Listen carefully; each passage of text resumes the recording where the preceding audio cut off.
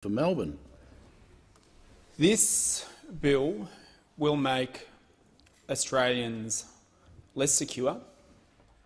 It will threaten our tech industry and attacks our civil liberties. This now opens up a door into people's private communication with each other. And I'm not just talking about messaging services that might be where you want to keep your messaging confidential, but communications that we all have with our banks, with people that we buy things from over the internet. All of this now is going to be required to be able to be unlocked and looked at by government agencies and by others.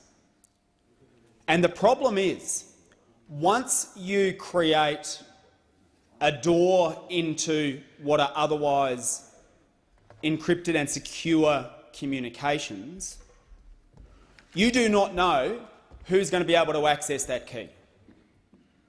And this is why in other countries, when they've looked at legislation like this, they've said no. Actually, the threat of saying secure communication is no longer secure, they said the threat of saying that outweighs any arguments that there might be to allow people to go and snoop on that kind of communication. Any security-related arguments, any arguments about law and order. Because it's a very simple proposition. It's a very simple proposition.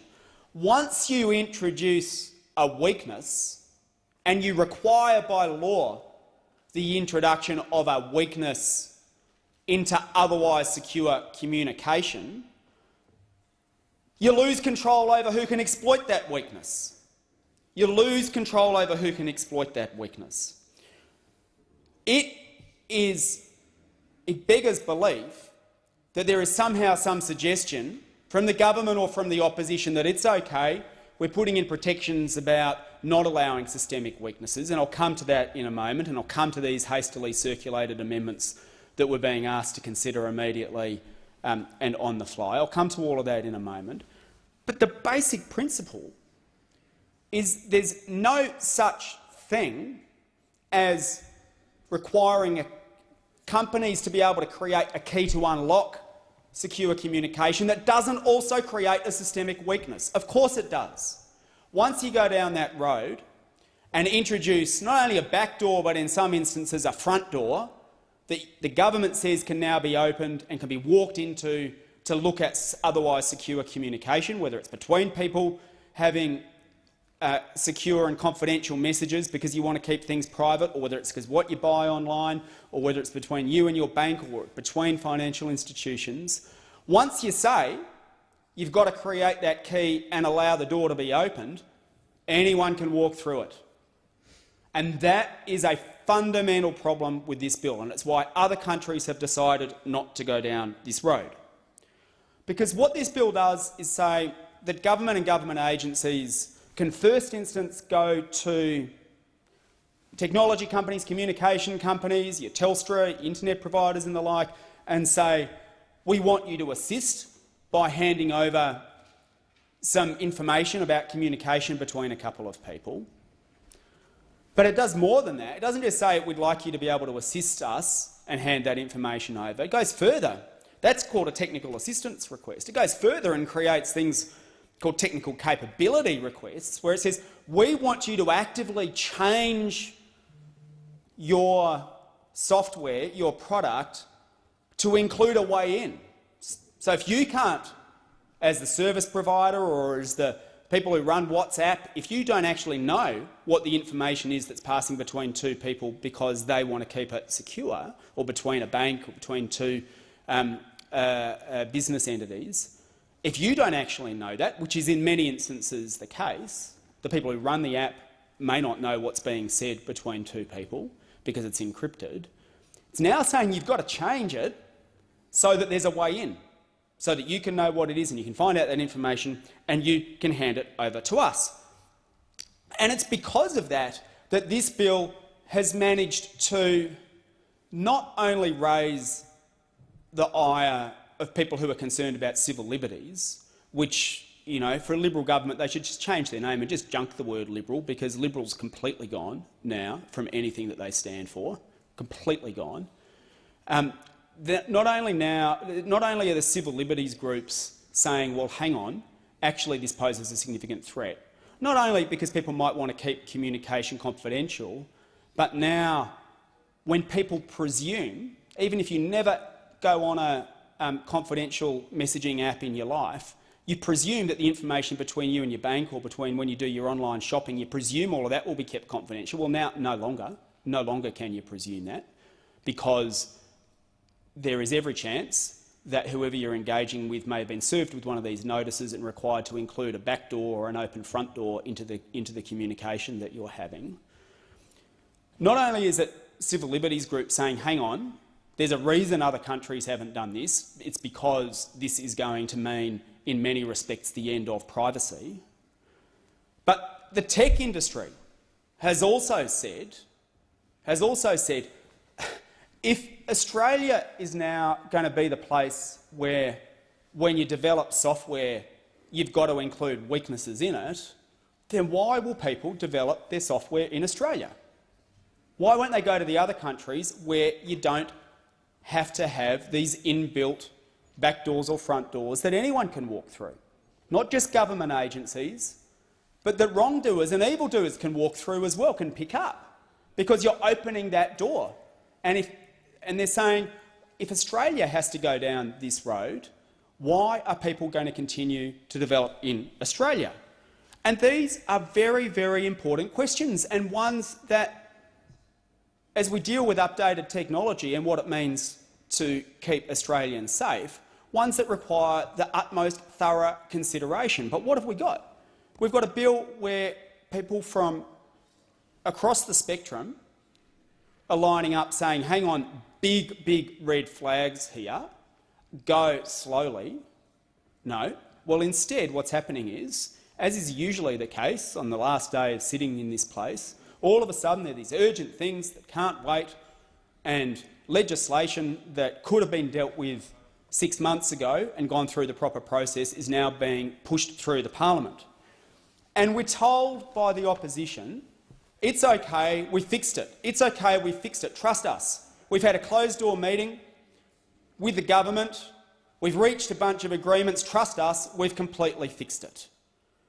Well, pardon me, if when we get circulated with 50 pages of amendments about 10 minutes ago and told it's okay, we've all fixed it, people say, no, hang on, I'm not prepared to take you on face value, because we've seen this before. We've seen this before. We were told, oh, don't worry, if we pass legislation in this place allowing agencies to access metadata, there's only going to be a handful of requests. It'll all be all right. Oh, it's okay, we've got some concessions, we fixed it. Well, there's been a significant amount of debate online about this. Dane Pratsky made a good point. Remember this promise regarding the AAB? When the metadata collection laws were passed in 2015, the government said only a limited number of agencies would use them. Now reports suggest that even local councils are using this power to the tune of more than 350,000 requests a year. So, pardon us if we're not prepared to accept on face value this idea that, okay, somehow you fixed it. And they say, oh, well, we fixed it because we've forced the government to accept a definition of systemic weakness. Well, I've got to, in the time that's available to me, I've got to page 5 of these 50 pages. Systemic weakness, as defined in these proposed amendments, means a weakness that affects a whole class of technology, but does not include a weakness that is selectively introduced to one or more target technologies that are connected with a particular person. So you could imagine is basically a group of people under 18, people in Victoria. All of a sudden, now, under this proposal, does that now count not as a systemic weakness? If you say, I'm just introducing a backdoor into your app for a particular group of particular people, it's only them that we're going to spy on? Who knows? Probably. What does it mean, a whole class of technology? Does that mean a particular app? Does it mean a particular app? What if a particular app is only operating in a particular state or with a particular group of people? Are they exempt? Who knows? And it still doesn't deal with the fundamental point that I raised before, which is that once you open that door, you create a systemic weakness. And why are we in this situation? Well, we're in this situation because a few days ago, the Labor Party showed a bit of spine on this and they were applauded, and rightly so. And Labor Party said, we're not going to be bullied into passing something because the government says there's a rush before Christmas. If the government wants particular laws before Christmas, we'll give them those, but not the broader suite. Well, that didn't last very long.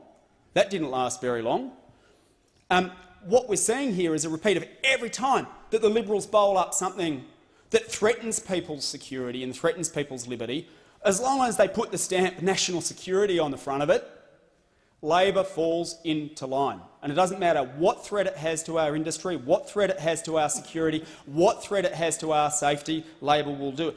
Justin Warren put it well on Twitter. If you want Australian Labor to pass a law, just scribble national security on it somewhere in crayon.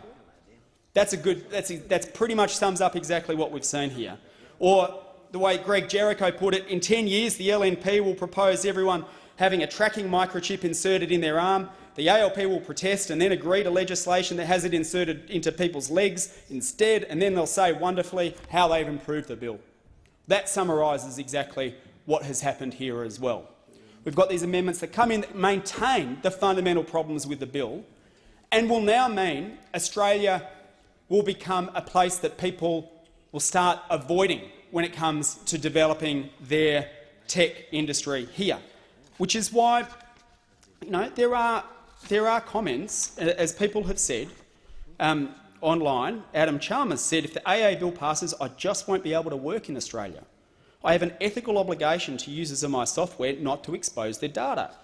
Breaking all their crypto security is just a non-starter. Well, that is the situation that people are going to find themselves in. And I think everyone in this parliament, everyone in the country would want to know that we are doing everything we can to keep people safe. And they would want to know that our laws are updated to deal with changes in technology. But they also want to know that the right balance is being struck. And one of the ways that you ensure that is by doing this carefully, not rushing it the week before Parliament is due to rise, when you haven't been bothered to progress it through the Parliament through the usual processes in the last 6 months, not doing it that way, but instead saying we're going to have proper scrutiny and we're going to have the capacity to deal with this. And it's why Mike Cannon-Brookes said online, whatever you feel about the AA bill in Australia, I agree with the Law Council that rushing such complex legislation through in days is reckless. At the least, these unprecedented laws need far more expert scrutiny and debate, and he is dead right.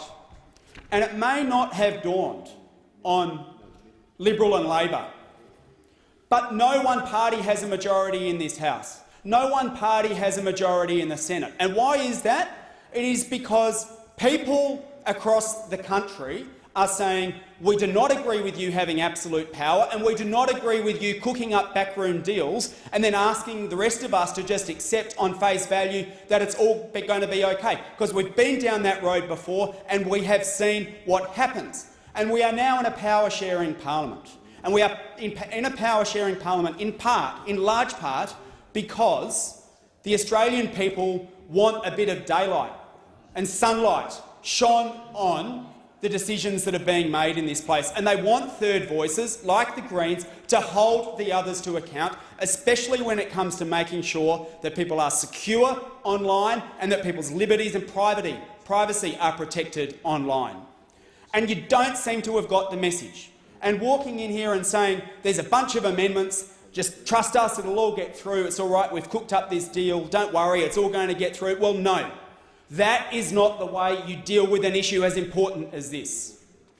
So this bill should not be proceeding today. This bill should be put to the proper scrutiny and the proper test to ensure that it doesn't affect our industry, to ensure that it doesn't affect our safety, to ensure that it doesn't affect our liberties. If the government seriously needed additional powers to deal with things over the Christmas break. They'd have come and asked us 6 months ago. But instead, rush legislation, a bad Liberal Labor deal that is going to make people online less secure. Expired. The question is